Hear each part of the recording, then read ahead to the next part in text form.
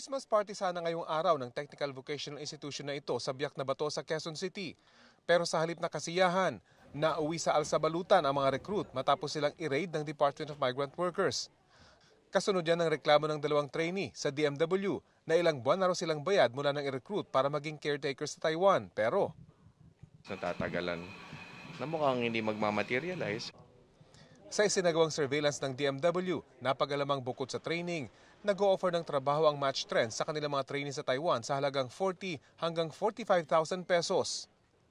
Hindi siya lisensyado, wala siyang accredited employer, wala siyang rehistradong job order, at hindi niya dinadaan sa DMW yung worker.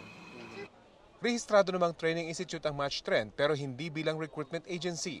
Base sa mga nakapaskil sa isang bahagi ng dingding ng pribadong bahay na kinonvert bilang training facility, tila may mga recruit namang nakapag-abroad. Kahit na natuloy, basta't nag-recruit ng walang lisensya, illegal recruitment pa rin yun. And in this case, to top it all off, naningil ng 80,000 pesos.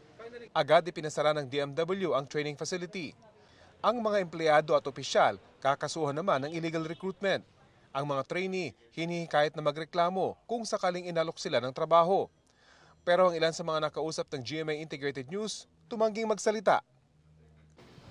Gaano na po kayo katagal na nagtitrain dito? No comment po, sir. Ang sabi po kasi nila, kung trainee po kayo, baka pwede kayong maging testigo. Kayo po ba willing magtestigo?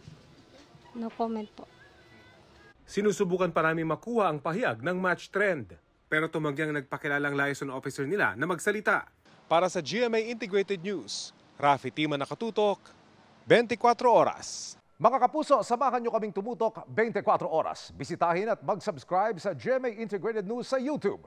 Sa mga kapuso abroad, bisitahin ang GMA Pinoy TV at www.gmanews.tv.